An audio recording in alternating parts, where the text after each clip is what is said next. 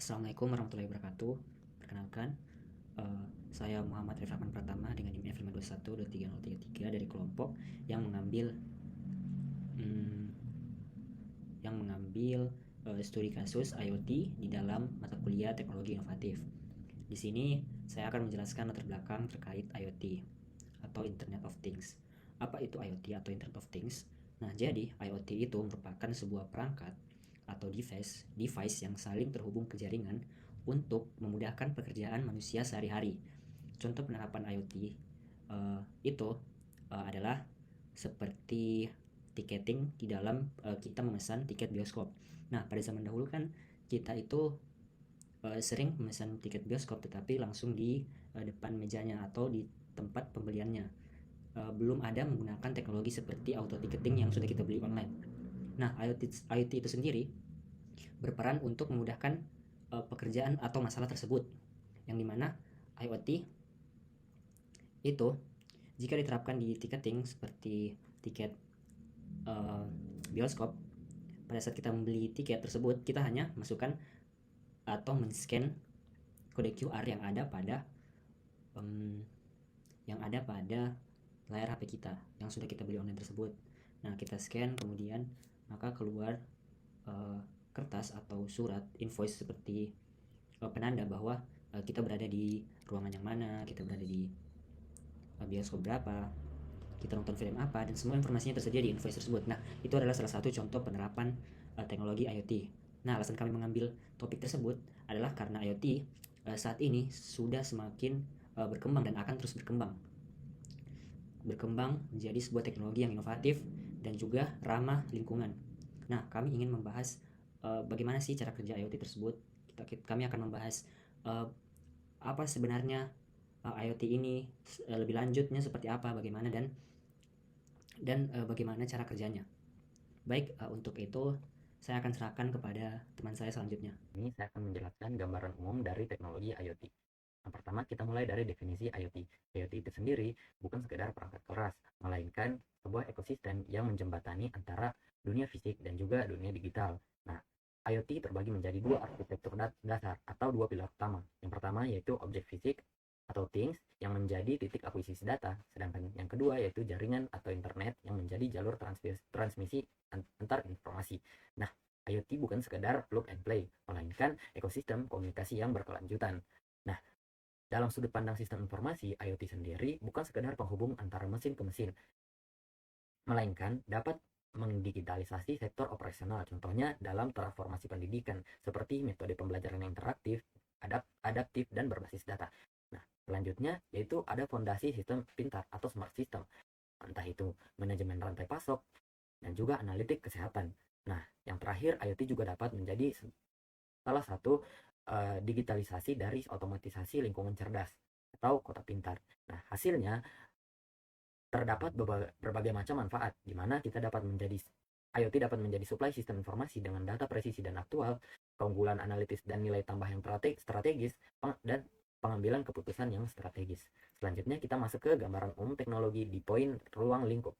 Nah, ekosistem sistem informasi sendiri terintegrasi menjadi tiga visi. Yang pertama berorientasi internet, yang kedua berorientasi benda atau fisik, dan yang terakhir yaitu berorientasi pengetahuan atau sistematik, yang terbagi menjadi tiga lapisan. Lapisan yang paling terbawah atau lapisan perception atau hardware layer berfungsi sebagai titik kontak langsung dengan lingkungan nyata seperti sensor ataupun yang lainnya.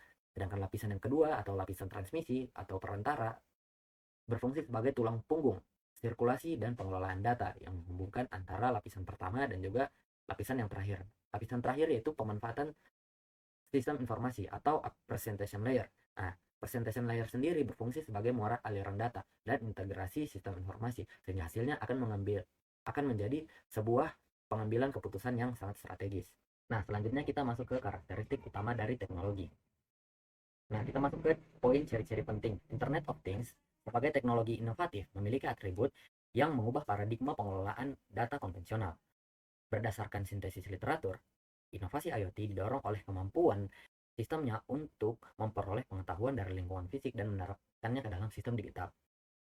Nah, karakteristik krusial pada Internet of Things terbagi menjadi tiga. Yang pertama ada konektivitas berkelanjutan, di mana berbeda di mana Internet of Things tidak hanya menghubungkan antara mesin ke mesin, melainkan dapat mengintegrasi objek fisik ke dalam jaringan infrastruktur sistem informasi.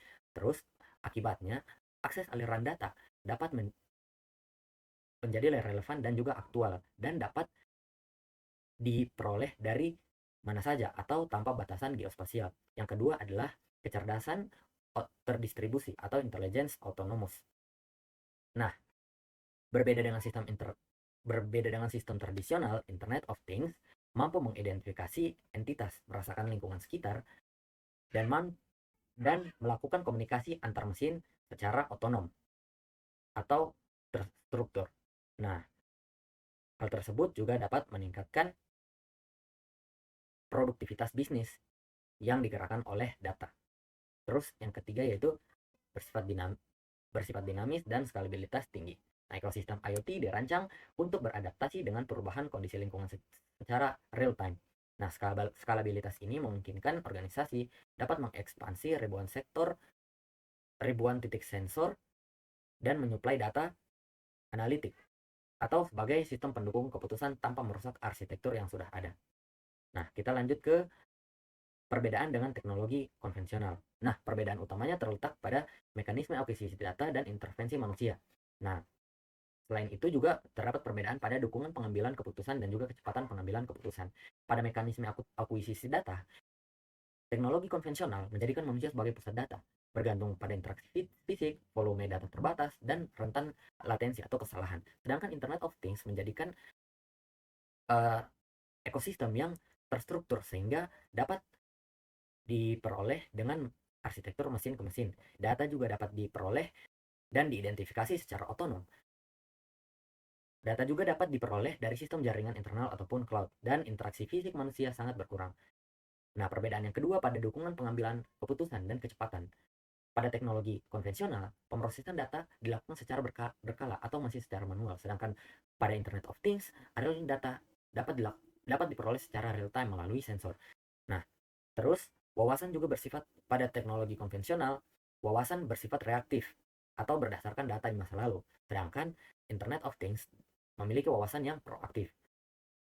Selain itu, keputusan pada teknologi konvensional masih berdasarkan laporan periodik, sedangkan Internet of Things memiliki pengambilan keputusan secara instan dengan menggunakan sistem atau ekosistem yang bagus dan kondisi lapangan yang presisi. Nah, sehingga perbedaannya pada teknologi konvensional fokusnya digitalisasi, proses otomatisasi, proses administrasi, dan pelaporan. Sedangkan Internet of Things berfokus pada digitalisasi lingkungan dan fisik itu sendiri. Hasilnya akan meningkatkan produktivitas dan pengalaman pelanggan.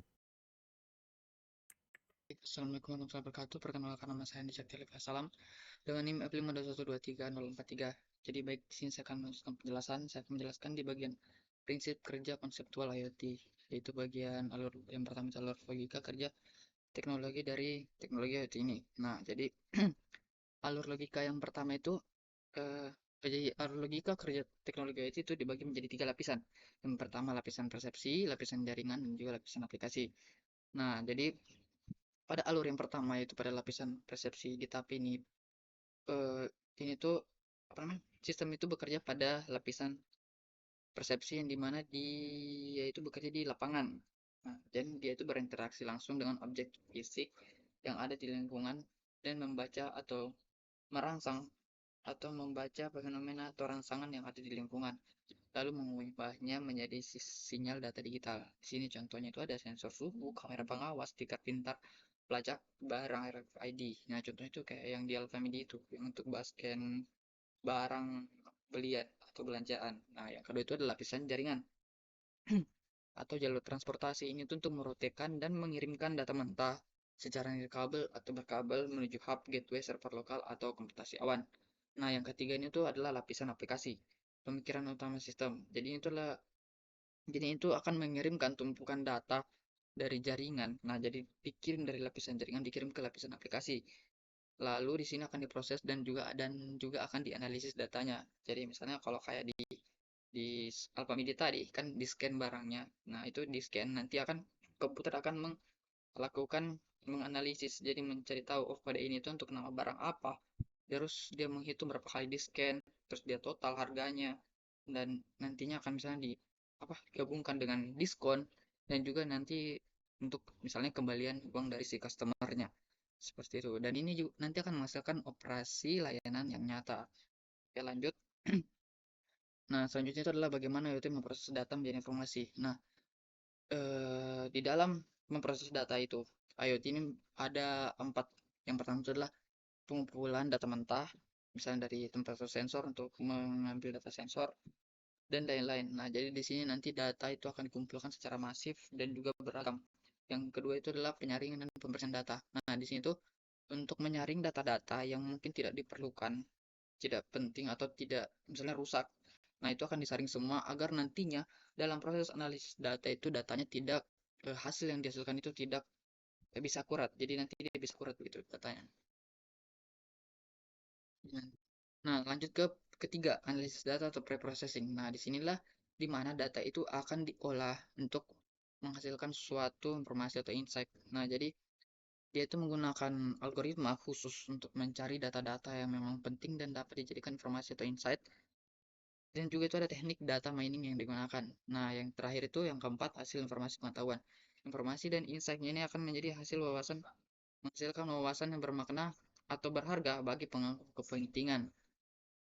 Oke, lanjut. Jadi yang selanjutnya adalah bagaimana perannya dalam sistem informasi organisasi. Jadi peran IoT itu di sini itu menjadi perpanjangan indera dari sistem informasi untuk mewujudkan sensing enterprise. Jadi si organisasi sekarang itu mempunyai yang namanya indera perasa untuk secara real time mengetahui apa atau keadaan fenomena yang terjadi di sekitar atau di dalam di dalam sistem bisnis perusahaan. Nah, contoh yang pertama itu adalah mendelegasikan pemantauan tingkat rendah, things to things, seperti melacak stok barang di gudang. Nah, jadi stok barang di gudang itu tidak lagi menggunakan orang untuk mencatat pengeluaran pemasukan, tetapi secara langsung digunakan alat sensor IoT yang akan membuat sistem itu menjadi sangat efisien karena akan langsung dikirim langsung sepersekian detik ke dalam sistem. Nah, yang kedua itu mendukung kemampuan dinamis. Jadi ada 3 itu, yang pertama ada sensing, mendeteksi masalah peluang operasional secara real time. Yang kedua itu adalah sensing untuk memproses masalah tersebut dengan data yang akurat. Jadi nanti ketika ada masalah, kita tidak lagi menerka-nerka di mana letak masalahnya. Jadi kita tinggal melihat data dan juga menganalisisnya. Yang terakhir itu adalah reconfiguring atau mengalokasikan ulang sumber daya untuk menyelesaikan masalah yang ada. Oke, jadi hubungan antara IoT, data, dan sistem informasi ini sangat berkaitan erat. Yang dimana IoT itu sebagai alat atau mesin, dan data ini tuh misalnya kita bayangkan sebagai minyak yang dibor oleh si IoT ini tadi untuk mengambil data mentahnya terlebih dahulu, yang dimana nanti data mentahnya ini diolah, dibersihkan, dan diubah menjadi suatu informasi insight yang akan digunakan oleh si Baik, Assalamualaikum warahmatullahi wabarakatuh. Saya Rehanata Afgani dengan NIM F521-23034 akan melanjutkan pembahasan mengenai konteks pemanfaatan IoT dalam sistem informasi. Nah, jadi dalam sistem informasi modern, IoT ini berfungsi sebagai sumber data real-time yang meningkatkan kualitas informasi dan efisiensi operasional. Berdasarkan artikel World Economic Forum, pemanfaatan IoT terlihat pada sektor bank dan juga smart city. Pada sektor perbankan, IoT digunakan untuk menghubungkan data, transaksi, lokasi, dan perilaku pelanggan ke dalam sistem informasi bank, sehingga memungkinkan personalisasi layanan secara langsung. Pada konteks smart city, IoT mengintegrasikan sensor kota seperti transportasi, keamanan, lingkungan, kesehatan ke dalam platform manajemen kota untuk mendukung pengambilan keputusan publik berbasis data. Dari kedua konteks tersebut terlihat bahwa IoT berperan sebagai infrastruktur data real-time dalam sistem informasi organisasi yang kompleks dan juga dinamis. Jadi, IoT memperluas fungsi sistem informasi dari yang hanya sekedar pelaporan menjadi sistem yang adaptif dan juga responsif. Nah, contoh implementasi IoT pada perbankan yang pertama adalah analisis lokasi penggunaan ATM. Dengan memanfaatkan data dari sensor, jaringan ATM, dan sistem informasi bank dapat menganalisis lokasi mana yang paling sering digunakan oleh nasabah. Dari data tersebut, bank dapat menentukan tempat yang paling strategis untuk menempatkan ATM baru, sehingga layanan menjadi lebih mudah diakses dan juga efisien. Nah, contoh yang kedua adalah reward dan promosi secara real time berdasarkan lokasi transaksi. Misalnya, ketika nasabah melakukan transaksi di suatu area tertentu, sistem dapat langsung memberikan penawaran promo atau reward yang relevan. Hal ini memungkinkan bank memberikan layanan yang lebih personal kepada pelanggan. Selain itu, IoT juga memungkinkan integrasi data dari perangkat pintar seperti smartphone dan wearable device, misalnya smartwatch atau fitness tracker. Data dari perangkat tersebut dapat memberikan bank memahami aktivitas dan kebutuhan pengguna secara lebih luas. Nah, yang terakhir, semua data yang terkumpul dapat digunakan untuk menganalisis perilaku pelanggan. Dengan analisis ini, bank dapat memberikan layanan finansial yang lebih personal seperti rekomendasi produk, penawaran kredit yang sesuai, atau pengelolaan keuangan yang lebih tepat bagi setiap nasabah. Nah, contoh implementasi IoT pada instansi pemerintah seperti Smart City, yang pertama adalah pada bidang keamanan. Dengan menggunakan sensor, kamera pintar, dan sistem analisis data, pemerintah kota dapat memantau kondisi kota secara real-time. Contohnya adalah sistem deteksi suara tembakan atau pemetaan area dengan tingkat kriminalitas tinggi, sehingga aparat keamanan dapat merespon dengan lebih cepat. Yang kedua adalah pada bidang kesehatan. IoT memungkinkan pemantauan kesehatan masyarakat melalui perangkat medis digital, sensor kesehatan, maupun integrasi data rumah sakit. Dengan sistem ini, layanan kesehatan bisa menjadi lebih cepat, efisien, dan terintegrasi. Yang ketiga adalah pada sektor transportasi. IoT digunakan untuk mengelola lalu lintas melalui sensor jalan, kamera, dan sistem navigasi kendaraan yang terhubung dengan jaringan kota. Hal ini membantu mengurangi kemacetan, meningkatkan keselamatan, dan membuat transportasi menjadi lebih efisien. Nah, yang keempat adalah pada bidang lingkungan. Sensor IoT dapat digunakan untuk memantau kualitas udara, penggunaan air, serta pengelolaan sampah secara lebih efektif. Dengan data tersebut, pemerintah dapat mengambil keputusan yang lebih tepat dalam menjaga keberlanjutan lingkungan kota. Yang terakhir adalah konsep citizen-led smart cities, yaitu keterlibatan masyarakat dalam pengembangan kota pintar. Melalui aplikasi dan perangkat yang terhubung, warga dapat melaporkan masalah kota, memberikan data, atau berpartisipasi dalam pengambilan keputusan, sehingga pembangunan kota menjadi lebih partisipatif. Nah, relevansinya terhadap kebutuhan informasi itu seperti apa? Nah, dalam konteks perbankan, menekankan bahwa implementasi IoT membutuhkan kesiapan infrastruktur seperti jaringan, cloud, dan analitik sebelum dapat diadopsi secara luas. Artinya, organisasi kecil dengan sistem informasi sederhana mungkin belum membutuhkan IoT dalam skala yang besar. Nah, kalau dalam konteks Smart City, IoT relevan ketika terdapat kebutuhan monitoring berskala luas dan pengambilan keputusan berbasis data real-time. Organisasi dengan proses bisnis sederhana dan tidak berbasis sensor kemungkinan tidak memperoleh manfaat yang signifikan. Nah, faktor-faktor yang mempengaruhi relevansi IoT antara lain, yang pertama, kompleksitas operasional. Semakin kompleks layanan organisasi, misalnya pengelolaan kota atau layanan perbankan, multi-channel, semakin tinggi juga kebutuhan akan data real-time-nya. Nah, yang kedua, kebutuhan personalisasi layanan. Pada sektor perbankan, tekanan untuk memberikan layanan yang disesuaikan dengan kebutuhan pelanggan meningkatkan relevansi IoT. Nah, yang ketiga, infrastruktur digital. IoT memerlukan jaringan, cloud, dan sistem analitik yang matang agar dapat diproses secara efektif. Nah, yang keempat, skala dampak sosial atau ekonomi. Pada Smart City, IoT relevan karena dampaknya terhadap keselamatan, transportasi, kesehatan, dan lingkungan yang berskala luas. Nah, selanjutnya akan dijelaskan oleh rekan saya. Terima kasih. Baik, kemudian untuk bagian analisis sintesis dari berbagai sumber yang kami gunakan sebagai referensi, ada 5 poin yang bisa kita ambil sebagai 5 poin inti yang bisa kita ambil. Yang pertama yaitu IoT merupakan jembatan penghubung antar dunia fisik dan juga dunia virtual, di mana artinya benda fisik yang ada di sekitar kita memiliki sebuah identitas digital yang bisa berinteraksi langsung di dalam jaringan internet. Akan tetapi, ini bukan sebuah koneksi biasa, tetapi merupakan sebuah penyatuan infrastruktur fisik dengan sebuah sistem informasi. Kemudian untuk poin yang kedua, perangkat komputasi yang saling terikat. Hal ini sangat krusial karena memungkinkan kita untuk melakukan pertukaran data,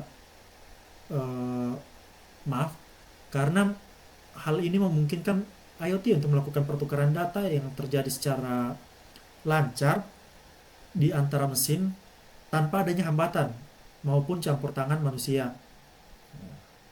Kemudian yang ketiga yaitu integrasi sensor dan komunikasi. Integrasi sensor dan komunikasi ini adalah sebuah inti dari IoT. Dengan menambahkan sebuah sensor pada objek fisik, benda tersebut bisa kita katakan atau benda tersebut sudah menjadi sebuah objek pintar. Karena objek tersebut bisa mendeteksi kondisi lingkungan secara mandiri, kemudian data yang ditangkap itu langsung dikirimkan tanpa perlu campur tangan manusia lagi. Kemudian poin keempat yaitu IoT bisa menciptakan kapabilitas dinamis, di mana jika dilihat dari sisi manajemen, IoT mampu menciptakan sebuah kapabilitas dinamis bagi organisasi kita. Teknologi ini bertindak sebagai perpanjangan indera perusahaan untuk mendeteksi masalah dan juga menangkap peluang secara real time. Hal ini tentunya memberikan keunggulan yang bisa dirasakan oleh organisasi dibandingkan dengan organisasi yang hanya memanfaatkan sistem secara tradisional. Baik, untuk poin kelima yaitu kerentanan pada lapisan aplikasi dan perangkat. Maksudnya di sini dengan semua kemudahan dan juga kelebihan yang dimiliki oleh IoT, tentunya pasti ada risiko keamanan yang mengikuti teknologi tersebut. Nah, oleh karena itu, pada sumber-sumber yang kami pakai untuk mengerjakan tugas ini, mereka menuntut untuk adanya sistem pengamanan yang lebih kuat dan juga mitigasi risiko keamanan yang tepat untuk menangani risiko ini. Selanjutnya, keterkaitan antar konsep. Untuk yang pertama yaitu alur kerja IoT menunjukkan adanya hubungan sistematis antara perangkat keras, jaringan, dan proses pengolahan data. Hubungan ini beroperasi melalui arsitektur 3 lapisan yang saling bergantung, dimulai dari lapisan persepsi yang menerima rangsangan atau menerima data melalui sensor, kemudian data tersebut melalui lapisan jaringan sebagai jalur transportasi digital hingga akhirnya mencapai lapisan aplikasi untuk diproses menjadi sebuah data atau informasi yang berguna bagi organisasi. Kemudian untuk yang kedua yaitu integrasi antar big data dan analisis tingkat tinggi memungkinkan IoT untuk bertindak sebagai agen cerdas. Maksudnya perangkat IoT yang ada di lapangan akan terus menghasilkan data mentah yang sangat banyak dan juga beragam. Nah, melalui algoritma untuk menganalisis dan juga teknik data mining, tumpukan data-data itu bisa disaring menjadi sebuah informasi yang bermakna untuk mendukung siklus deteksi masalah atau siklus untuk penangkapan peluang yang memungkinkan untuk membantu dalam pengambilan keputusan yang dilakukan oleh organisasi. Kemudian yang ketiga itu sinkronisasi akurat penginderaan, ketajaman analisis untuk menentukan keberhasilan sistem.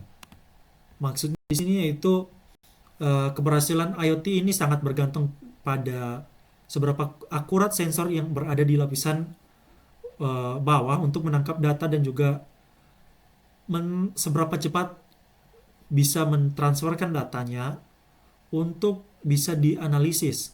Nah, keterkaitan konsep ini yang pada akhirnya mengubah sistem informasi tradisional yang cenderung pasif dan manual menjadi sangat responsif dan mampu memprediksi kebutuhan di masa depan secara proaktif. Nah, sekian dari kelompok kami.